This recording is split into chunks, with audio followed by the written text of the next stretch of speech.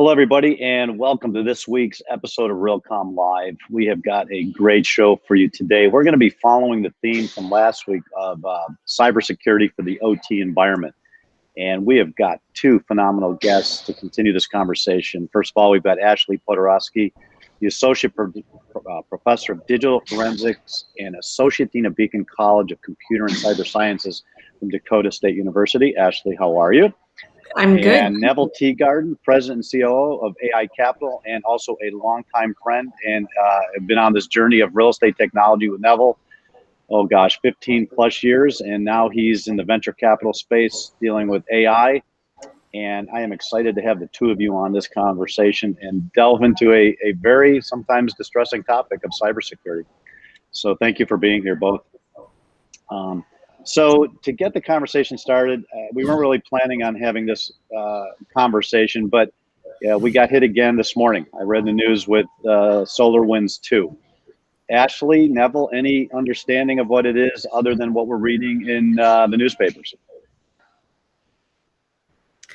With this newest approach, they're taking the existing stronghold that they had within the environment and they're expanding their reach. So they were successful before, and now they're going after government agencies and other NGOs to further their reach.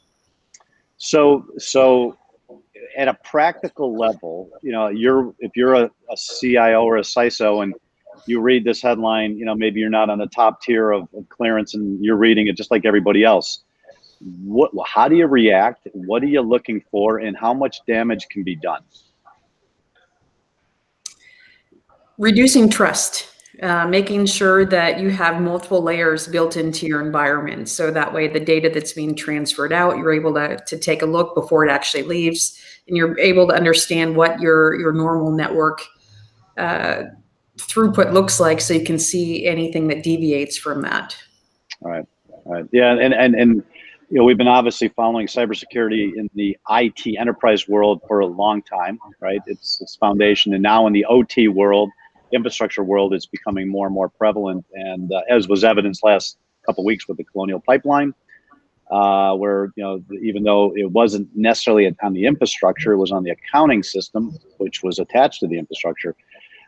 It sometimes feels like we're playing whack-a-mole and an awful lot of defense and not enough offense. So, Neville, why don't you give everybody a little background on yourself and just let folks know your journey so we can understand the context that you're going to bring to the conversation.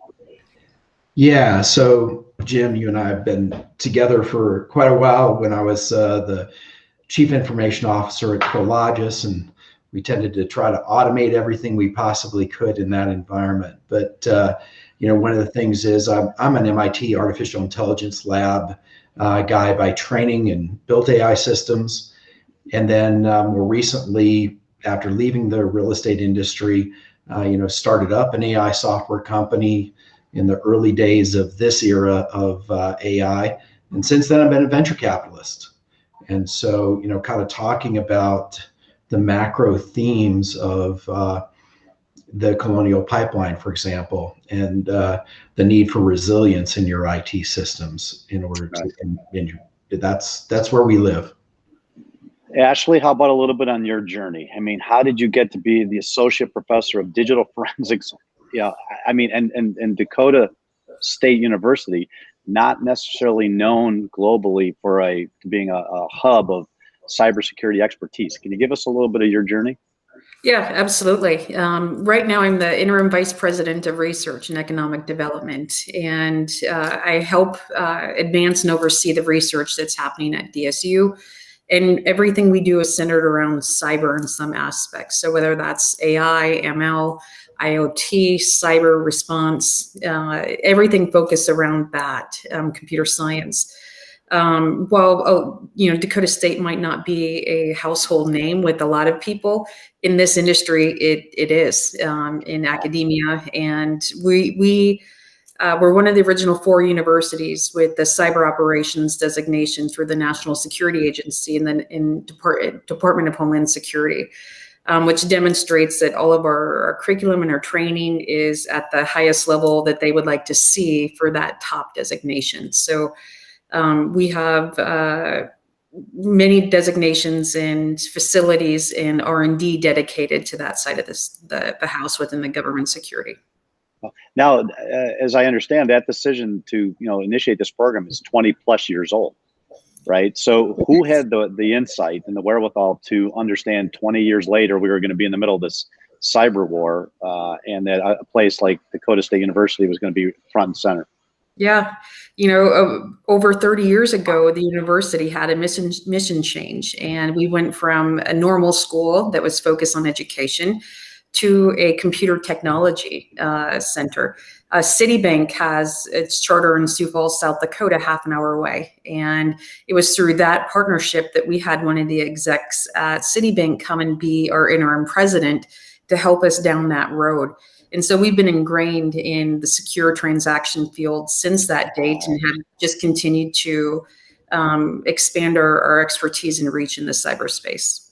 Right. So, Neville, with your background in Prologis, who we consider one of historically as well as continuing to be one of the most progressive, forward-thinking, innovative real estate organizations in the world, right? How do you make the leap from a real estate, IT person to AI, and then AI on the venture capital side?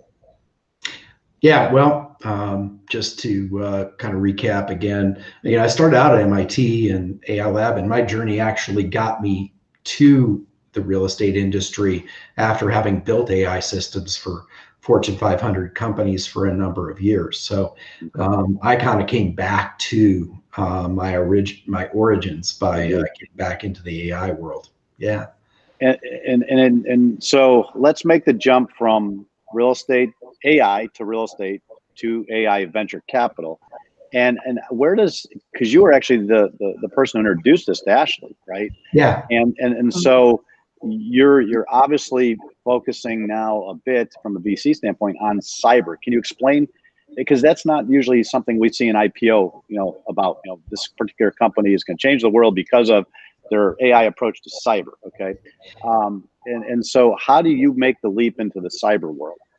Well, it's an interesting thing in the evolution of Dakota State University. My father was a professor for over 30 years at DSU, and I grew up in Madison, where DSU is. And just through happenstance over the COVID period, I had an opportunity to sort of circle back, understand what's going on at DSU, get really excited. They've launched some really innovative AI curricula in addition to cybersecurity, kind of as a next gen, and it's very complementary because cybersecurity today involves a lot of people, but also a lot of intelligent systems embedded inside the software. And AI has been inside of cyber for a long time. So that's where we get excited. And we've got this broader theme where cybersecurity is a component of all of the industries that we focus on for solutions. And we were talking a little bit earlier about supply chains and all the infrastructure to support those supply chains. And what we saw with Colonial was it just about shut down the East Coast. Yeah. The heavy investing in applied artificial intelligence that we've been doing started about 4 or 5 years ago. And then, we had a very broad thesis, industry agnostic. We would just opportunistically look at potential investments. As COVID hit, this broader theme across all technology shifted, where companies had spent 20 or even 30 years investing in the efficiency area for their business technology. Right. And all of a sudden, resilience of their IT systems became critical. And there was so much disruption in supply chains and business processes. And at that point, there was a recognition, we can't have humans in the center of the loop. Right. We need to have them supervising the loop and involved in the loop, but something smart's got to get into the middle of that. And right. So we focused in at that point. And then as you look from efficiency to resilience, and then you use AI as your tool set, the focus on cyber becomes even more important, because now if that AI cluster, if you will, is ever taken down, you lose your supply chain. Yeah, it's not, yeah, supply chains and business processes. It's not just about, whether or not you can keep those running, but as you inject more automation into your environment, you have to be proactive and make sure that that automation is secure from a cybersecurity perspective. Right. So before we take a break, I want to explore one more theme, and we talked about it a little bit earlier.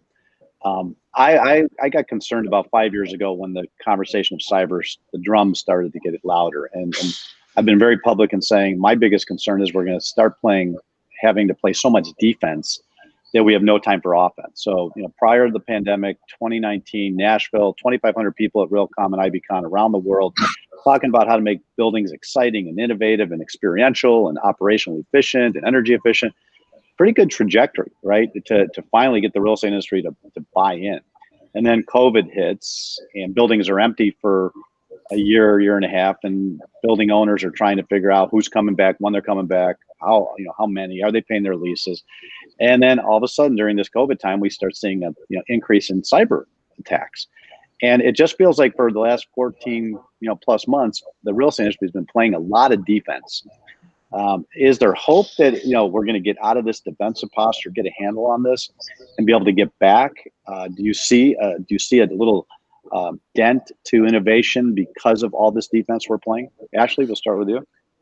Well, I think you have to look at them both in parallel. We need the people who are innovative in advancing this space and taking incremental gains and building something better. But at the same point, we need people who are testing, evaluating it, verifying that the data that's being sent across the wire is secure and protected. And so one of the areas that we're doing at DSU is within our IoT test bed. We have a system where we can take IoT devices, plug them in, and start to analyze the data that's being sent across the wire, so we can make sure we can understand the vulnerabilities, and then we can help correct them. So yeah, that is a critical point, because we've been talking about the supply chain inside a piece of equipment, right? And you have a controller that does something, or you have a device inside a building that does something. Well, you open that box and you just see, millions of miles of silicon and code and multiple, components from different manufacturers. So the average real estate folks say, how are we going to do this and understand the potential backdoors of a piece of equipment? You actually do that. And do you do that for anybody? Is it a business? Can you tell us a little bit more about that? Yeah, right now, as a university, we're focused on funded research projects, and the National Science Foundation supports 10 scientists that come to campus every summer to take a look at different devices and understand the vulnerabilities, how they could be exploited. And then if they are compromised, what are the indicators of compromise? So we take it full life, and then how do we further protect them? And if we have to embargo our research to do a disclosure process, we will. So not everything we do is put out there pretty fast, because we have to make sure that it's, we don't want to put out a vulnerability and further give people an opportunity. So yes, we are analyzing the device from different views, plus reverse engineering it. So looking at what it was designed to do, but what does it actually do if those two things are different. So Neville, I'm assuming that your relationship with somebody like Ashley and Dakota State is you want really, really smart people to be able to help you look at companies and organizations and opportunities as this whole cyber conversation evolves. Is that fair? Yeah, and they're the nucleus of a ecosystem of technology that's there in the southeast part of the state of South Dakota. And, that's an ideal opportunity for entrepreneurship and entrepreneurs to grow new businesses and startups, and for us to track those as we track them into getting to early growth stage, which is where we're really interested in investing. So she's sort of like your corner pocket domain expert, if you will. Yeah, exactly. Yeah, they're creating a lot of AI expertise as well as cybersecurity for us, and that can feed into some of our other portfolio companies across the country as well. And we can build out development teams there that build systems and build technology for our portfolio companies all over the world. Yeah, we're going to get into that second half, just to talk about the skills tech shortage and how many people is South Dakota graduating, and because I know we got lots of folks looking for people all over the place as it relates to cyber. So we'll get to that in a minute. So let's take a brief break, hear from one of our sponsors, and then we will come right back with Ashley and Neville.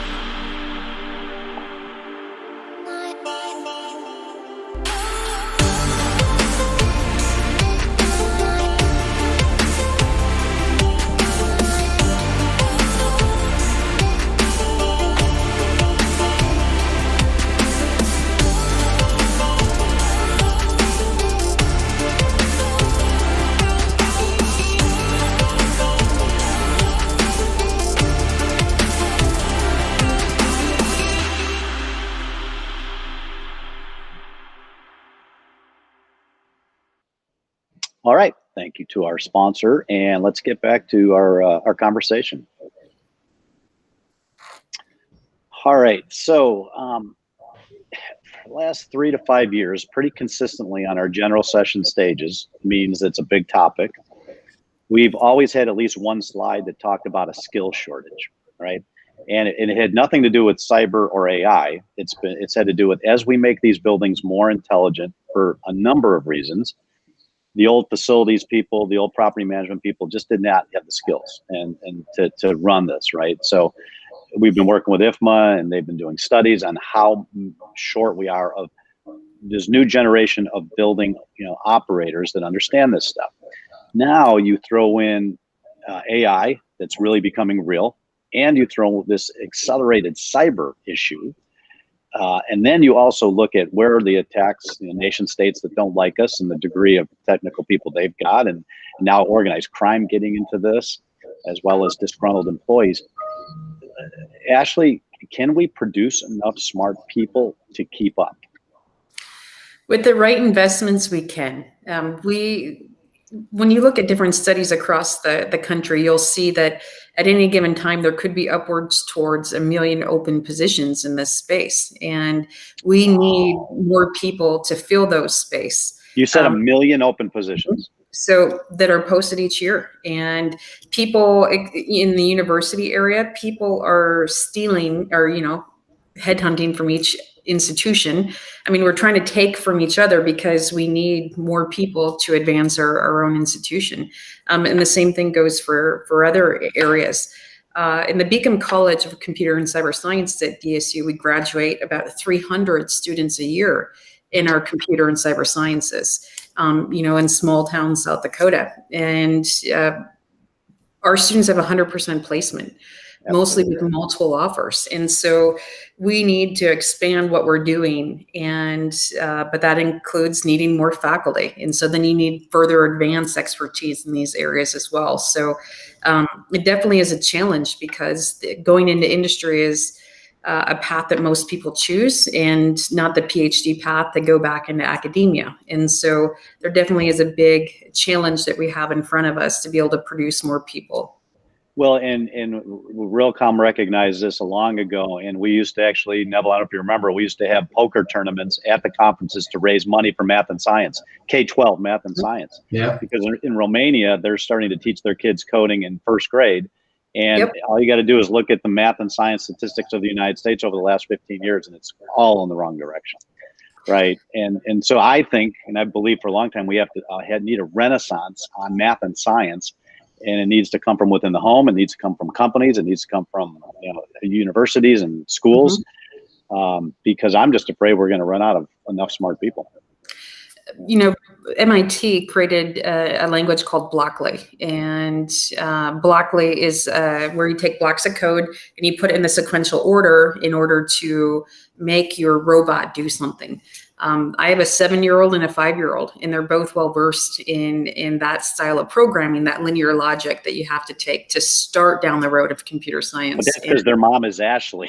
Well, we need more Ashley. because that's how they get to use their iPad. But we have a program called Cyber, CYBHER, and our focus is to get more women in this field. And we've impacted over 28,000 girls and kids in the last 8 years. We host the largest girls-only camp for girls to learn about cybersecurity that's sponsored by the National Security Agency. That's coming up in 3 weeks. And so we're making incremental gains. From the fall of 13 to the fall of 19, we've had a 595% increase in women studying computer science, cyber operations, and network security at DSU. So, and Neville, are you seeing enough people in the AI world to meet the needs? No. We're basically in a race. I hate to say it, almost an arms race with China right now in a geopolitical standpoint. And from that perspective, we're behind in the U.S. In some respects. The innovation is still there, but the universities are ramping up, similar to what Ashley said in terms of cybersecurity ramping. They're ramping in AI as well. Yeah, I mean, and that is a theme that we've been playing in our events for a long time. Pretty much went on deaf ears. I mean, that this day would come when we were going to find ourselves playing much more defense than we do offense. And the U.S. has been playing offense for hundreds of years, and it's going to take a whole community effort, private sector, government, schools. And I would like to talk to both of you about maybe getting some leaders together to have a conversation on the skill shortage issue, because I think it's the most important part of this equation. The DSU president, Dr.